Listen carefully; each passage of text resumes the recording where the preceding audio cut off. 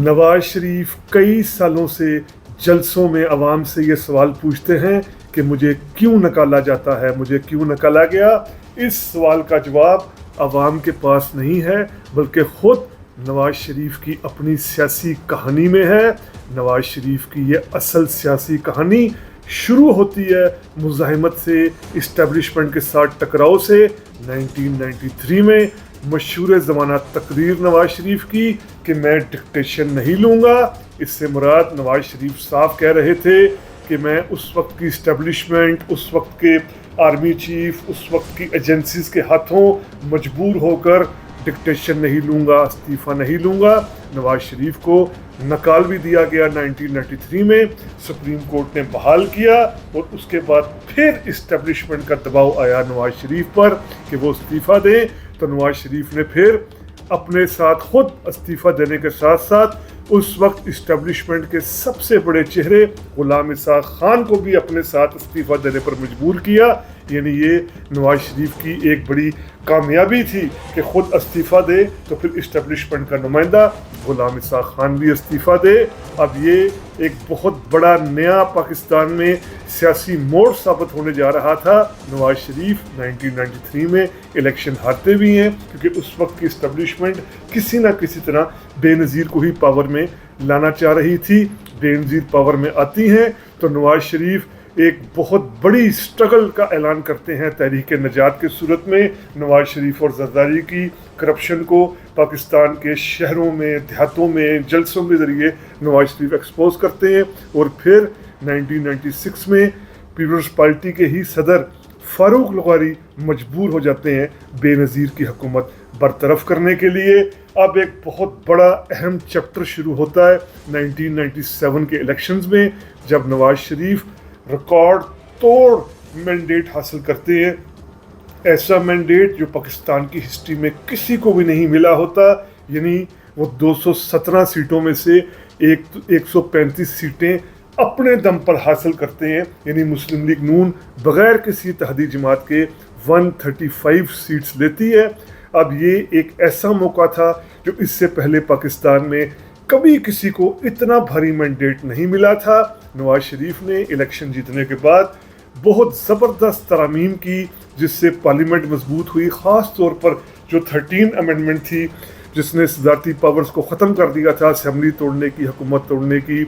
उसके बाद नवाज शरीफ ने 14 अमेंडमेंट करवा कर लोटा क्रेसी का रास्ता रोका कि MNAs MPAs जो पैसे लेकर पार्टी छोड़कर दूसरी पार्टी की हमायत शुरू कर देते थे। ये 2 तरमीम करके नवाज शरीफ ने पार्लियामेंट को, प्राइम मिनिस्टर के ऑफिस को मजबूत किया। और फिर नवाज शरीफ ने उसी साल 97 में इस्टेब्लिशमेंट के 2 बड़े मोहरों को, यानी एक सदर फारूक लगारी और दूसरे उस वक्त के चीफ जस्टिस सजाद अली शाह को मुस्तफ़ी होने पर, रिज़ाइन देने पर मजबूर कर दिया। यानी दोनों को शिकस्त दे दी जो इस्टेब्लिशमेंट के नुमाइंदे रहे हैं पाकिस्तान में, चाहे वो सदर की सूरत में हो या चीफ जस्टिस की सूरत में हो। अब अगले साल 1998 में पाकिस्तान में एक और बड़ी हिस्टोरिकल चैप्टर लिखा गया जब आर्मी चीफ जहांगीर करामत को नवाज शरीफ ने इस्तीफ़ा देने पर मजबूर कर लिया। हालांकि जहांगीर करामत का एक सिर्फ उन्होंने तकरीर की थी कि मुल्की मामलात के लिए नेशनल सिक्योरिटी का एक अदारा होना चाहिए जिसमें फ़ौज की भी इनपुट हो, लेकिन नवाज शरीफ ने मजबूर किया जहांगीर करामत को कि उन्होंने क्यों पार्लियामेंट की बालादस्ती के होते हुए किसी और अदारे की बात की है। तो ये भी फिर हिस्ट्री में लिखा गया कि आर्मी चीफ जहांगीर करामत ने इस्तीफ़ा दिया नवाज शरीफ के कहने पर। अब नवाज शरीफ उसके बाद 3 जर्नलों को सुपरसीड करके मुशर्रफ को आर्मी चीफ बनाते हैं। मुशर्रफ को आर्मी चीफ बनाने के बाद पूरे पाकिस्तान में ये परसेप्शन हो गया था कि नवाज शरीफ का इक़्तिदार बहुत मजबूत है, सिविल बालादस्ती कायम हो गई है। अब पाकिस्तान में पार्लियामेंट और प्राइम मिनिस्टर ही सबसे ज़्यादा ताकत रखते हैं। इस्टेब्लिशमेंट भी प्राइम मिनिस्टर ने अपने तहत कर ली है। नवाज शरीफ इस पूरे अंदरूनी तौर पर मजबूत होने के बाद अब बैरूनी तौर पर पाकिस्तान को मजबूत बनाने की कोशिश करते हैं। और इसका सबसे बड़ा वाक़या होता है फरवरी 1999 में, जब उस वक्त के Indian prime minister Atal Bihari Vajpayee बस के ज़रिए पाकिस्तान आते हैं। अटल बिहारी वाजपेयी अपने साथ न सिर्फ इंडियन पॉलिटिशियंस को बल्कि इंडिया के कई एक्टर्स को, डायरेक्टर्स को, पोइट्स को, इंटेलेक्चुअल्स को भी अपने साथ लाते हैं। ये बहुत तारीखी मौका था फरवरी 1999 में, और अटल बिहारी वाजपेयी जो बीजेपी के यानी भारतीय जनता पार्टी जो हिंदू राइट विंग की पार्टी है, जो आरएसएस जैसी एक anti Muslim, anti Pakistan sentiment रखने वाली मदर पार्टी का हिस्सा है बीजेपी, उसके लीडर अटल बिहारी वाजपेयी मीनार पाकिस्तान जाते हैं फरवरी 1999 में, और ये लिखते हैं अपने हाथ से कि पाकिस्तान आज भी अपनी मोहर पर कायम है, यानी पाकिस्तान एक हकीकत है। तो ये पूरे साउथ एशिया की डायनामिक्स बदलने जा रही थी, हालात बहुत बेहतरीन होने जा रहे थे कि इसी दौरान में मुशर्रफ एक पुराने प्लान को, जो पाकिस्तान की इस्टेब्लिशमेंट का प्लान एक पड़ा हुआ था जिस पर इम्प्लीमेंट नहीं हुआ था, यानी कारगिल हिल्स पर कंट्रोल करने का, उस प्लान पर काम करना शुरू कर देते हैं। अब नवाज शरीफ के मुताबिक, और ये कुछ सोर्सेज, इंडियन सोर्सेज भी इस हवाले से हैं, वाजपेयी नवाज शरीफ को फ़ोन करते हैं अप्रैल 99 में कि आपकी फ़ौज ने कारगिल पर कंट्रोल कर लिया है, और वाजपेयी नवाज शरीफ को कॉल के ज़रिए कहते हैं कि मैं बहुत एक नेक नीयत के साथ लाहौर आया था, पाकिस्तान आया था, लेकिन आपने मेरी पीठ पर खंजर खोपा। तब नवाज शरीफ कहते हैं कि मुझे तो ख़ुद भी कुछ नहीं पता। अब मई से लेकर जुलाई तक, जब तक ये कारगिल वार रहती है, इस दौरान नवाज शरीफ बार बार कभी कहते हैं कि कारगिल का ऑपरेशन दुरुस्त है, कभी कोई कन्फ्यूज स्टेटमेंट देते हैं, यानी वो वाज़े तौर पर क्लियर नहीं होते कि कारगिल पर उन्हें क्या स्टैंड लेना चाहिए। अब यहाँ से ये एक बहुत बड़ी उस वक्त की पॉलिटिकल गलती हो रही थी नवाज शरीफ से कि वो अंडरस्टैंड नहीं कर पा रहे थे कि कारगिल है क्या, कन्फ्यूजन का शिकार थे। उस वक्त अगर हम देखें, खुलकर कारगिल ऑपरेशन की मुखालफत भी नहीं कर रहे थे। जुलाई में 4 जुलाई 1999 को उस वक्त के अमेरिकी सदर क्लिंटन नवाज शरीफ को बुलाते हैं अमेरिका, और कहते हैं कि आप अपनी फ़ौजें वापस लें। अब इससे पाकिस्तान का पूरा इंटरनेशनल इमेज बहुत बुरा डैमेज हुआ था, क्योंकि पाकिस्तान की स्टेट तब ये कह रही थी कि कारगिल पर हमने नहीं बल्कि ख़ुद कश्मीरी मुजाहिदीन ने कंट्रोल किया हुआ है, कब्ज़ा किया हुआ है। लेकिन नवाज शरीफ ने ये फ़ौज वापस उतारने का ऐलान किया, और फिर यूँ कारगिल की जंग रुकी।